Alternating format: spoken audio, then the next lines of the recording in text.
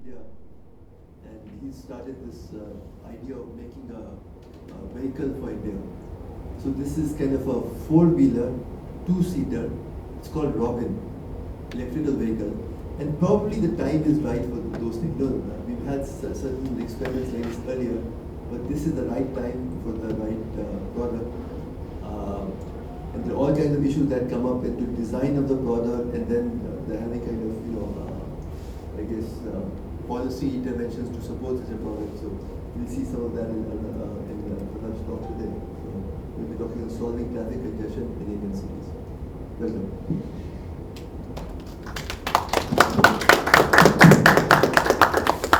This is really exciting. Thank you, Professor Junaida, for inviting me and for the warm introduction. Can you all hear me? Yes. Yeah. Is the mic on? Yeah. All right. So today I will talk about traffic congestion in Indian cities, and we will look at sort of two different kinds of approaches for how you could potentially solve something like this. So we'll look at product innovation and policy intervention. At the end, I'll sort of point out how, to some extent, they go hand in hand. So this is the TomTom world ranking of the most congested cities around the world. Right? So it's not a list that you would like to be on. It turns out that two of our cities are among the top 10, which is my hometown Bengaluru and Pune. New Delhi is not too far behind, as you guys can probably attest firsthand. Our cities have been on this list in the top 10 every year for the last 3 or 4 years. Right. How do you come up with this number? It's all the vehicles traveling? I mean, they have some methodology for ranking it. I think the big part of it is average time to travel. Average time to travel. Right. Right. And so, one thing to notice, of course, is that we have Indian cities on the top 10. The second thing is the absolute crawling sort of speed at which traffic moves in the rush hour in each of these cities. Right? It's a speed of 15, 16, 17 kilometers per hour, which is roughly like a bullock cart type speed. Right? So for all of the progress humanity has made, we're still traveling roughly at a bullock cart. Right? And then the last thing I want you to notice here is this column. This is changed from 2022. Right? And it's almost all red. So the problem is bad and it's getting worse every passing year. Now traffic congestion is sort of as it reaches crisis proportions, it causes a loss of economic activity, it wastes people's time, it wastes a lot of energy. So there is a serious sort of economic imperative to try to fix it. But that's not all. Traffic congestion is also a health hazard. The more number of vehicles are stuck in traffic, the more fumes they emit, their emissions go up. This chart has Indian cities. X-axis is the population, y-axis is the number of deaths caused by a combination of pollution and congestion. And so Delhi is sort of near the top. These are sort of some of our biggest cities, right? And you can see sort of a correlation between sort of population and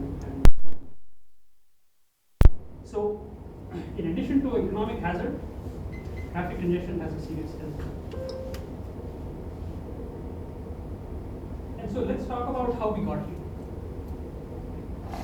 Back in the 60s and 70s, Indian cities were full of bicycles. India was one of the largest bicycle using countries per capita. And as people became richer, they traded in their bicycles for scooters and motorbikes in the 80s and 90s.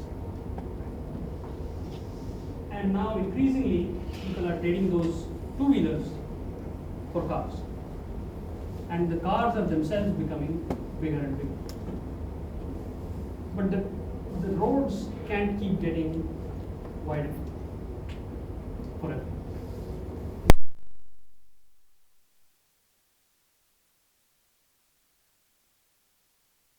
Now this is in some sense the scariest slide. So you think traffic congestion is bad today. It turns out that the number of vehicles Indians own per 1,000 people is only 158. Okay, so first of all, it's only 158, but most of them are two-wheelers. The number of cars Indians own per 1,000 people is only 33, whereas all developed economies own in excess of 6, 7, 800. Right? So this is the United States, Norway, Australia, Germany. Everywhere in the developed world, there is a very high level of car ownership. So now I want you to imagine the nightmare scenario where the number of cars on the road are 10 times what it is today, which is what would happen when you go from 33 to say 330. Right? If you think things are bad now, as we become richer, as in the next 10, 20, 25 years we become a developed economy, imagine this number going from 33 per 1,000 to 330 per 1,000. Would any amount of road construction be able to make up for this? Right? So this is a serious problem, and we need to think about sort of what can we do to fix it. Right? So the first approach I'm going to talk about is the idea of product innovation. Right? Could we build new kinds of products to solve this ever-growing problem? And the starting point for that is this question of why are more and more people switching from two-wheelers to cars? It turns out that the biggest thing, the biggest reason why people do this is because of the safety and comfort. A car protects you from the sun and the rain, the dust and the pollution, the heat and the cold, right? It gives you a sense of safety, a sense of comfort, and of course it's a personal vehicle, so it has the attendant flexibility and convenience. Right? So when we started working on the electric microcar that we were building, we started by asking, what is the ideal city ride? Right? What do people want when they're using, when they have to go from here to there every day, on a daily basis? Right? And so based on talking to people, we arrived at the fact that the ideal city ride must combine the efficiency and mobility of a two-wheeler with the safety and comfort of a small car. And so both these things are important. Right? So the reason people are moving from two-wheelers to cars is for safety and comfort. They don't really want a four-seater. Most of the times for your daily commute, people really want safety and comfort. They don't necessarily want that size. And in fact, a lot of people would prefer if it was very compact, so they could easily park or easily move. Right? And so, if you think about the sort of form factor, right? A car fundamentally takes up a lot of space. It doesn't care about the environment, right? I mean, in some sense, it's wasteful, right? So, an ideal city ride should care both about the people inside, it should keep them safe and comfortable, but also care about the people outside. And so that's the vehicle we sort of ended up building. Will you benchmark against public transportation as well? No, so I won't, but the simple matter is we need both, clearly. So we absolutely need public transport. The point is that public transport is fundamentally deficient in the fact that it cannot go everywhere. There is a last mile issue. It cannot run, every 5 minutes, maybe it runs every 15 minutes or 20 minutes. So there are limitations of frequency and of reach, right, which limit, which means that we'll still have private transportation. And so the worry is, as people become richer, if they don't have enough private transportation options, they're going to be driven away from public transport. Right? So what you don't want is a large number of cars just because people don't want to drive. So this is the microcar that we've been building over the last 6 years. It's a two-seater, four-wheeler. And the most important part is that it has the length and width of a motorbike. Right? What's the length? What's the width, sorry? The width is less than 1 meter, so a little over 3 feet. The car is how much? A car is about 1.5 meters, a small car, and a SUV is about 1.8 meters. this is almost 60% the width of IC. Right. So it's called Robin, and it was purpose built for the idea of a urban commute, of a city ride week. Now, before I tell you more about Robin, let me tell you a bit more about how we got to building this. And so this started back when I was still in the US, and my parents were visiting us. My co-founder and sort of partner in crime in this venture is my father, who is an electrical engineer and has a deep background in automotive and industrial electronics. And so we were arguing back and forth about electric vehicles and their adoption and so forth. And in parallel, we were tinkering in my backyard to build an electric tricycle, which you can see here. So we basically bought a tricycle off Walmart, dismantled it, put a battery and a motor in it, started driving it around. This is on the Stanford campus, so I used to live very close by. And we needed some place where we could drive it without the cops bothering us. So we took it into the campus, and then we had a free reign basically. Right? Because again, this is like a completely hand-built thing. This could have exploded. You can park it anywhere on campus. Right, yes. Cars. Well, the biggest thing we have to worry about to park on campus is the theft. So it wasn't so much the cops, it's the thieves, right? And because literally the battery was just like sitting here in the train, so in 30 seconds you could like run away with the battery. And so this was like sort of rigged up at home, right? And that led to this conversation about, well, okay, what is this an interesting form factor? Right? Like what does a tricycle give you that a bicycle doesn't give you? What if we had a roof over a tricycle? Like maybe does it start looking like auto rickshaw? Do people like to use auto rickshaw for personal transport? Like what's good about auto rickshaw, what's not, and so on. And so fast forward about a year, this thing became this little hand-built, garage-built prototype in Indore. Right? So by then, sort of, my parents had moved back to India, and we sort of built this again, non-engineered, just as a proof of concept to see, well, could you build something that has roughly the length and width of a large motorcycle, right? And the reason I'm showing you this is that the video you saw was a finished, polished product, but nothing comes out like that. And there is a journey of iteration and of experimentation and making mistakes and so on. And a lot of people try to sort of sweep that under the rug. Right? And I think it's important to point out that things evolve. The form evolves, the specs evolve, and this was sort of our, how we went through those stages. Right? And so this is November 2018. The next, before we even started building a full sort of engineered vehicle, we ran several user research exercises. So this was an exercise in Bangalore where we wanted to show people what something like this could feel like or could look like. So literally we just had some renders that we printed on full-scale foam boards, cut them out, and made like a box where you could sit inside and put 2 chairs inside, right? And then we brought unsuspecting people who had like no clue who we are or what we are doing. We brought them in a hotel conference room and asked them to talk about their mobility patterns, their what vehicle they use, what they like about it, what they not like about it, and then had them sit inside one of these boxes, right? And asked them, it's like, wow, kaisa lag raha hai? And it was amazing how we got very valuable feedback very early on about what they wanted to see and not wanted to see in each of these, in a vehicle like this, right? And the main thing about this exercise is that if I didn't have a box like this, I can't explain to you what this would look like or feel like. Just telling people that it's a 4-wheeler with the length and width of a motorbike doesn't quite do justice. It's only when you start to build something like this and have people sit inside that you get real sort of feedback from it. Where they can close their eyes and imagine that they're sitting inside something like this, and they tell you what they like or dislike.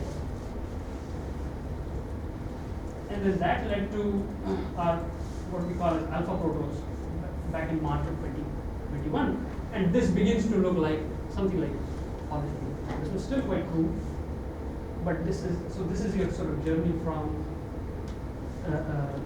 what was like a hand-built tricycle all the way to an engineered prototype, like early engineered prototype. Right. And so, just briefly, right, in terms of the specs, first of all, there's a category for it. It's not considered a passenger car. It's considered something called a motorcycle and seven vehicle. It does require a driver license and registration. It has the dimensions of a motorbike, which was from the very early on was very, very essential for a vehicle like this. It must park where you would park your motorbike, and it must go on any street where you would take your motorbike. So smaller than 1 meter would be very difficult. So this is smaller than 1 meter. Yeah, so it's 945 mm, so less than a meter, and that's what made the engineering very difficult, because we had to make sure that this was stable, that there was enough space inside, and these were all self-imposed constraints. We said, well, it is vital that this must sort of have the footprint of a motorbike, and that led to a whole bunch of engineering challenges, which we spent a lot of time to work on. Right? And then the other important part here is that because it's meant for a city ride, city use, it doesn't have to have the kind of features that a car has. It can have a much smaller top speed. It can have a range that is adequate for everyday use. Right? It doesn't have, and because the range and top speed are low, you can have a smaller motor and a smaller battery. And that helps you keep the price down. Right? So when you think about the sort of end use case and work backwards to the specs, then you can arrive at something that is very good for that one thing without having to compare it to, it's like, what does the Tata Nexon do, or what does a Tesla do, or what does a scooter do, or what does whatever else do. And so this is a very sort of, from the early on, we got a lot of pushback from automotive designers or like people saying, oh, this will sort of fall into the Tata Nano trap, right? Like, are you building just like a smaller, cheaper car, right? It turns out that when you look at something like this compared to like a regular SUV, you can see that this is not meant to be a family car. By its form, it's not a family car. By its specifications, it's not a family car. And so we're not trying to build a smaller, cheaper family car like the Tata Nano or the MG Comet or a bunch of others. It was very clear that we're building a two-seater vehicle, which has the length and width of a motorbike, which is meant to be a replacement of a two-wheeler for a daily commute. It's not a family car. It's not meant to go from Delhi to Jaipur. There's a whole bunch of things it doesn't do. Question, that it's so small. If you just look at people in Delhi, tend to be a lot bigger than people in let's say Bangalore. So how would that affect the kind of people that you want? I mean, that's not that difficult, because when you design something like this, you consider what's called the 95th percentile Indian male and Indian female, and those dimensions are sort of well established, well known. And literally in your modeling software, you have a mannequin that has that dimensions, and you sort of put it in. But to make it more real, so first of all, I'm 6 foot tall. My father is 6'1" and 110 kilos. So in many ways, he was our test dummy. In addition to being our CTO and doing everything else, whenever we had an ergonomics question, we would ask him to come and try it. Like, right? Front seat, rear seat, headroom, legroom, all of those things. It's like, well, if he can do it, then everyone else is fine. So, suppose one person driving, then they can store something in the back, groceries or. So, there is no boot space separately, but then you have the entire rear seat, you have a bunch of floor space, right? So there is much more room compared to a two-wheeler to put backpacks or grocery bags or whatever. The rear seat is slightly wider than one person. So one regular person with a backpack or one regular person with a grocery bag. I had a question. So basically what we see, like at least in the Indian demographics, is that people who own two-wheelers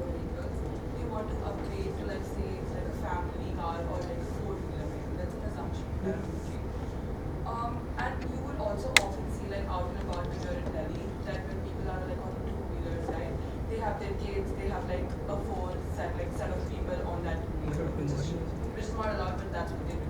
So essentially, like the design and this personalization of this mobility vehicle, doesn't that limit like your target demographic? Yes, it does. So one of the things that we have to do is that we have to be very clear that this won't make everyone happy. Okay, there are lots of potential people or use cases which don't quite neatly fit into this, and we are okay with it. Right? The question was, are there enough people who need an upgrade over their two-wheeler for their daily commute? Right? And the way we think of this vehicle is a second vehicle in the household. So you have your car, and that's your family vehicle, and that's your vehicle for your family trips. But a lot of families need a second vehicle in the household. A lot of older people need a second vehicle in the household. And that's in part because there are people who truly dread the prospect of taking their big car into the city for shopping, for groceries, to run errands, to take their kids around, right? Where literally finding parking sometimes can take 30 minutes. And for those use cases, right, this is meant for particular use case, and we're okay with saying no to other things. This was very important from the very beginning because you could always have sort of a scope creep. And this is sort of a thing that as a designer you have to be very careful. Then you have a very clear sense of what this is for and what this is not. Do you envision like for adoption specifically? Do you think or do you envision this? Do you envision like families of people buying this, or do you think a better model for adoption would be to lease it out to like an Ola or Uber?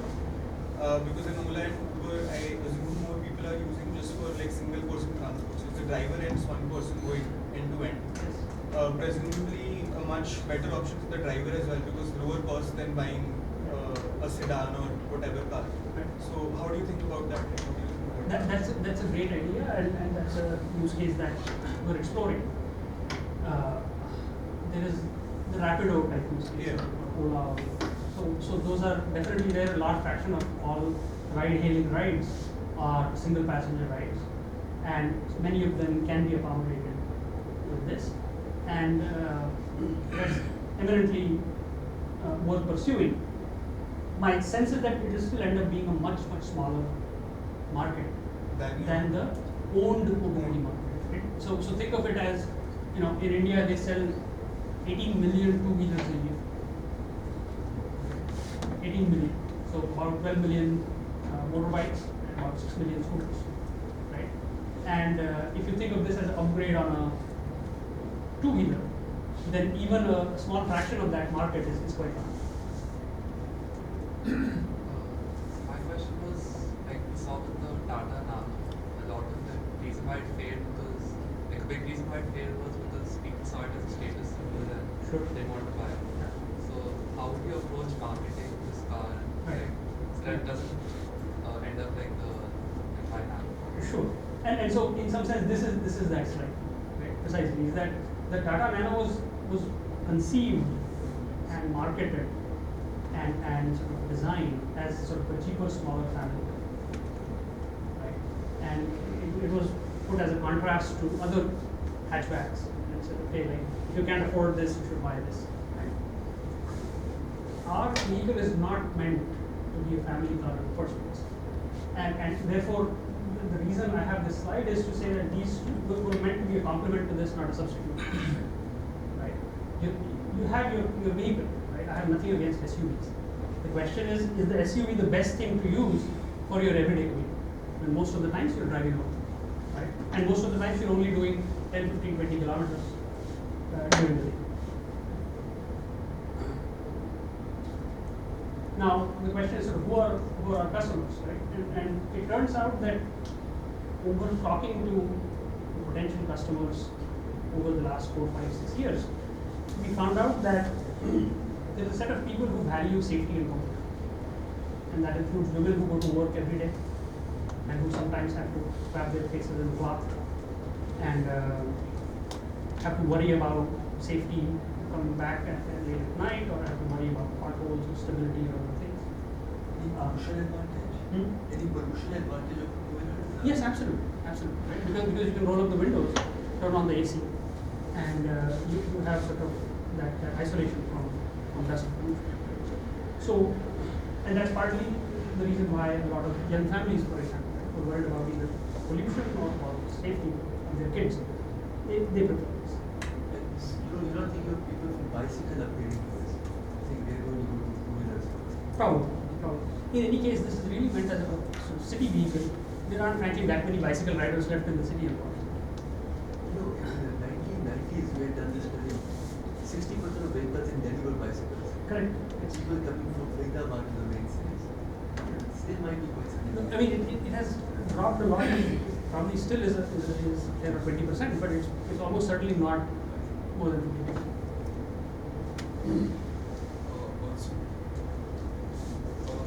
Also, especially when we are riding a two-wheeler or something and a heavy vehicle passes by, so there's a fear of losing the balance. Yeah.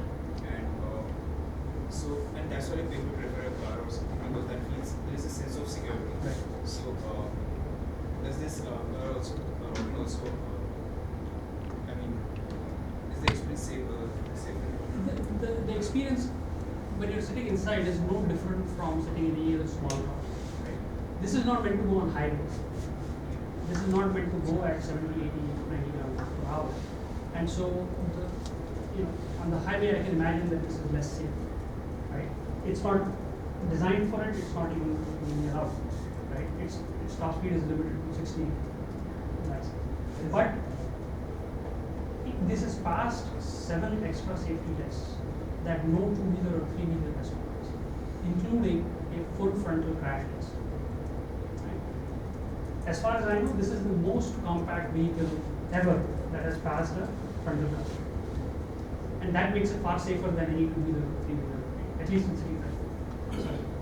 I wanted to ask, when you speak to young families in particular, what are their attitudes toward the use case of vehicles? Because it seems to me that, so you're saying that these cars are, Robin is not meant to go on like a highway.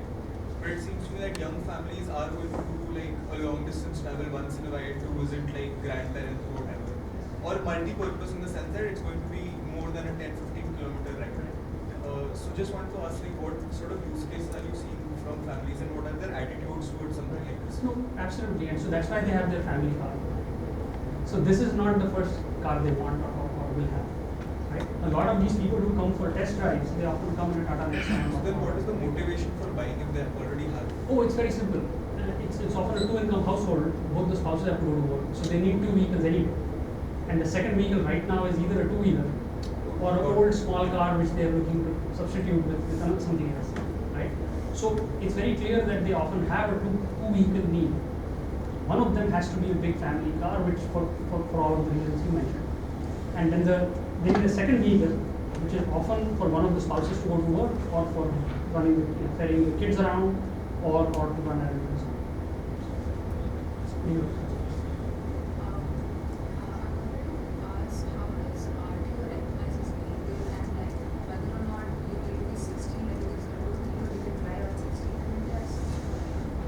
Right, so really quickly, so this requires a driver license and registration. It will require, unfortunately, a car driving license because it has a steering wheel. But what kind of rules apply? Like how does government recognize it's kind of a middle, right? right. Well, so if you ignore the size for a minute, it has 4 wheels, it has a steering wheel. So in that sense, it's like a small car, and it requires a car driving license for that reason. Of course, this is much easier to learn and drive than any other car. So in principle, if you didn't have a license, you could buy this thing, learn on it, and then take it to the RTO and do your test on it, right? So that will totally fine. Sorry. Yeah. So this is not in the car segment; it's in the personal mobility vehicle segment. Is this the first implementation of that in India? Is there anyone else doing this? There are a couple other people who are building something similar, but there is nothing else that has passed all the tests. Right? So we're further along than a couple other Is startups. there a separate set of tests for the PMV category? There is a set of tests for this category. I know this is a bit technical. The passenger cars come under M1, a three-wheeler comes under L5 and your two-wheelers are L1 and L2, right? Motorbikes and scooters. And this is L7. And so there are a prescribed set of tests for this category. And nobody else has sort of passed them at our line. If you want to see any massive adoption, how are people finding out about Right, I should. so discovery process? No, that's a good question. Yeah. So, literally 6 months ago, we passed all the tests. We launched our website, and we thought, exactly, it's like how are people ever find out, right? Like nobody knows who we are, and we just started doing test drives in Bangalore, where we put a word out saying, yeah, we have this prototype here. Why don't you come over? And people would come over, we would do a test drive. And then they would put up there's some photos and so on, videos on LinkedIn and Instagram and so on. And over 6 months, we have content on social media. Literally 5 months ago, we didn't have an Instagram account. I didn't even know how Instagram worked. And so today we have 16 million views, right? 135 plus website visitors, 180,000 plus likes, shares of the content. And across 40 plus cities in the country, we have test drive requests and we have pre-orders, right? And people, paying 5,000 rupees each to get on the wait list, right? And we are not marketing people. We're not marketing geniuses. We have a team of 1.5 people for doing marketing. I'm the half person, right? And so really, the reason all of this has happened is because there's something about the product that appeals to people. So people look at the videos, people look at the thing. There are testimonials of people who have driven it, right? And that's what's driving all this interest. And that goes back to the original problem that people are sick and tired of the congestion. And they're looking for alternatives. And a vehicle being built in India, which is sort of very different from anything else, it gets enough people interested. So this is like a petrol diesel vehicle, right? Or is it No, this is electric. electric? Oh Lord, like I would never build a petrol diesel vehicle. And second question is, what's the cost? Right, so we have 3 variants. It starts at 2 lakh rupees, actually. So 2.5 and 3. I should have had the variant slide. The 3 lakh variant has air conditioning. Like a small custom built AC unit, which we fit in part because of the early customer feedback. That people said that if you have a fully enclosed vehicle, you must have AC. And we really didn't have any intention of putting an AC in. But after that kind of feedback that we received, we got a custom AC built from a supplier that does all of these. You can continue. So I also wanted to know, so like you said that one of the use cases that you're targeting in your like target demographics is young women, right? And there are a lot of reasons why I could see that young women adopt this vehicle. First and foremost being safety and security. However, it in comparison to like a two-wheeler vehicle is pretty expensive, right? Especially if you consider the air conditioning option. So like I don't like what has your response been with like young single women at least, and like how interested have they been in like adopting this? That's a good question. I think for a lot of working women, if they have enough disposable income, then they want to spend it on their own safety. So Bangalore is full of people who work in tech jobs. In many cases, they work 8 hours and so on. And if you spend that kind of time at work, then you want to make sure that you sort of spend on your own safety and comfort. But it's possible that we'll lose out on some number of customers, right? Ultimately, it's about sort of what is the set of features and how can you price those set of features.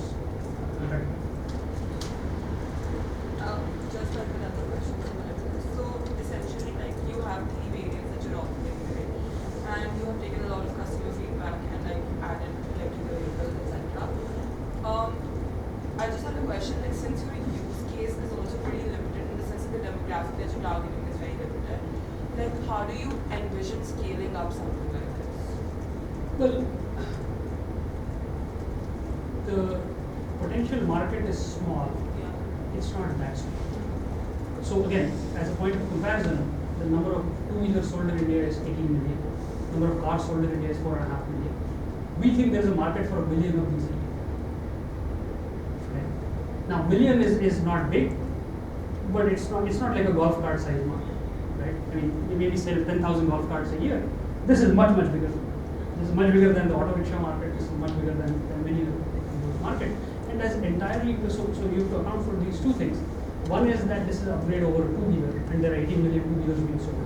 The second thing is, as people become richer, as overall our GDP per capita goes up, and more people are working and they have more disposable incomes, they would want to spend on their own.